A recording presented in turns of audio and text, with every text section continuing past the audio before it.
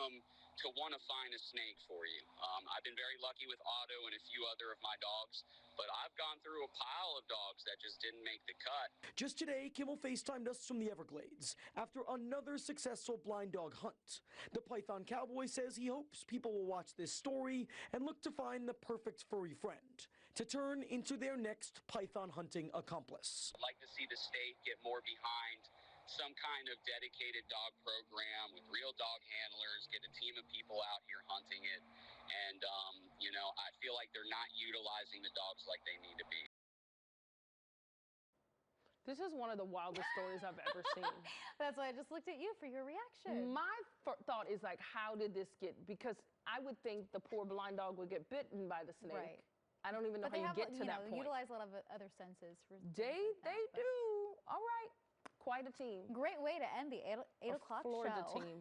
Yeah. All right. Kcal News Mornings at 9 starts right now.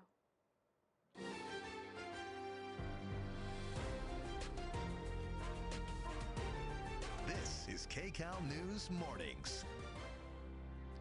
The search continues for 2 boaters missing in rough waters off Palos Verdes. And an American Airlines ground stop sets back holiday travel plans, the lingering delays at LAX.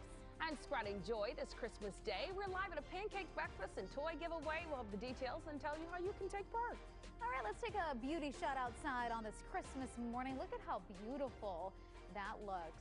Sun is shining, a couple clouds out there. The blue skies are gorgeous, matches the beautiful ocean. I love living here, you guys. I know. I do too. This is one of those days where you're just like, we are so blessed to live in California. Yes, really. Good morning, and thank you for watching Kcal News Mornings at 9, and Merry Christmas to everyone. I'm Sheba Turk. And I'm Kalina Estrinos. Jamie and Rudabay are off this morning. Thank you so much for being here on this Christmas morning. Merry Christmas. We've got Alex Biston in for Paul Deanna this morning. You're looking so cute on this Christmas morning, too. Thank you. I have to say, you know, we're representing. We're Hello. holding it down this morning. We held it down. And you know what? I hope everybody is at home, you know, enjoying this morning, family, friends, what have you. I've got you covered for the forecast today. So if you're headed outside and enjoying this beautiful Christmas, good news is we'll see lots of sunshine, temperatures in the 60s as we head into this afternoon. Want to start you off with a live look over downtown Los Angeles, and we are seeing again a few high clouds out there. For the most part, it's a calm start to the day. It's a little chilly as we've got temperatures in the 50s. Sunset this evening at 4:51. So 50s from the coastline all the way inland to the valleys, 38 degrees in Wrightwood and 40s in Lancaster and Palmdale. Let's go to Santa Ana, where temperatures next few days really hovering in the 60s. It's going to get a little bit warmer as we head into this weekend, and we'll talk about if there's any rain chances in store. I mean, we're almost to the start of 2025, so we'll break down your extended next weather forecast coming up in just a few minutes. Kalina and Sheba, back to you. All right, thank you, Alex. A 3-vehicle crash in South LA kills 1 person and injures at least 7 others. And that was one of the devastating stories we are following this morning. That crash happened near West 53rd Street and Broadway. Right now, it's unclear what led up to the crash shortly before 2. We're told 3 people had to go to the hospital. In Ontario, 2 cars were involved in a head-on crash, sending 3 people to the hospital. This happened near the intersection of Mountain Avenue and Philadelphia Street around 4 o'clock this morning. The cause of the crash is still under investigation. An early Christmas morning fire forced people out of a home in Santa Ana. It all started a few hours ago near South Ross Street and West Orchard Avenue. Firefighters say 2 adults and a child were able to escape the flames safely. There's no word on what caused the fire, but fire crews were focusing on the roof.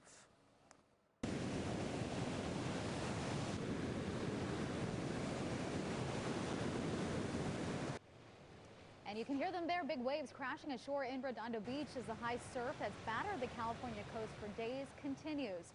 Now, the high surf may also be to blame for the disappearance of 2 fishermen whose boat washed up on the rocks. The Coast Guard says a search boat is in the water and a helicopter headed out to that area this morning.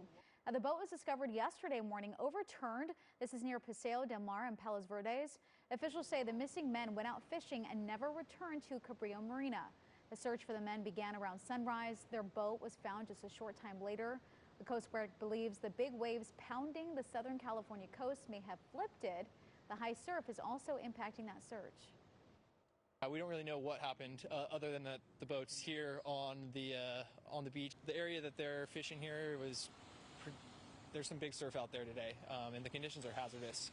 If there were bodies in the water, that they would probably be floating up coast just due to the current and the size of the swell. So we heavily saturated this area. Investigators have not released the names of the missing men.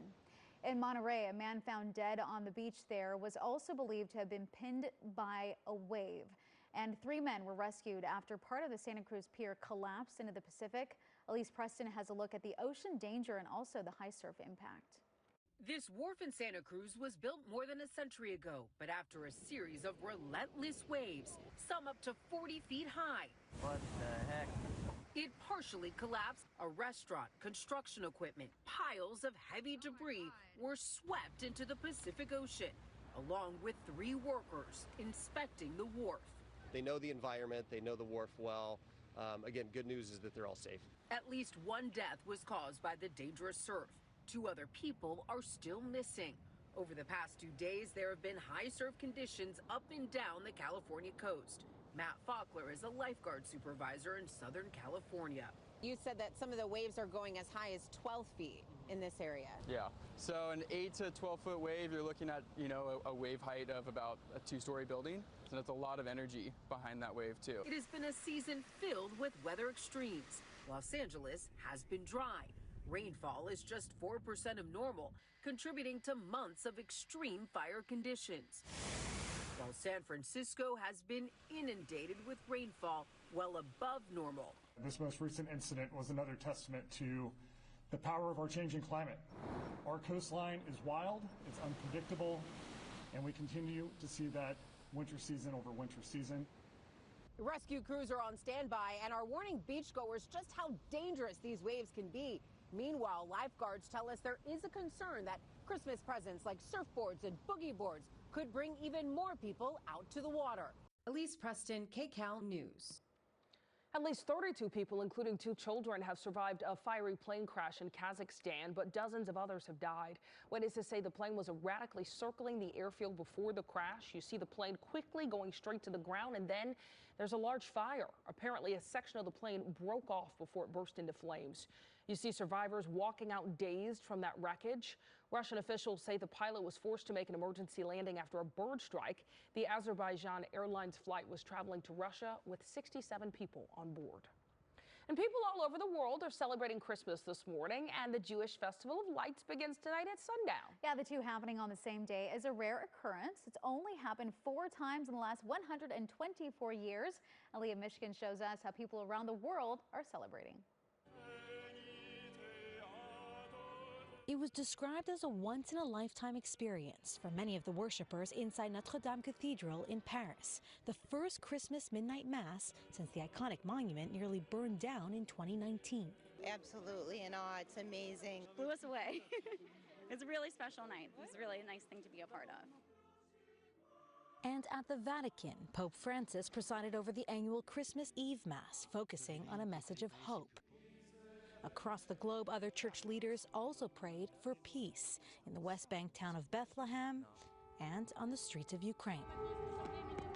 Thousands gathered to release Christmas wishes on paper lanterns in Athens, floating up in the sky like the astronauts on the International Space Station. So from all of us to all of you, Merry Christmas! And back on Earth, thousands gathered in Mexico to admire traditional Christmas radish sculptures, while Santas caught a wave in Kcal Beach. In Germany, preparations were underway to celebrate Hanukkah, the Festival of Lights, which begins at sundown on Christmas this year, a unique moment and perhaps a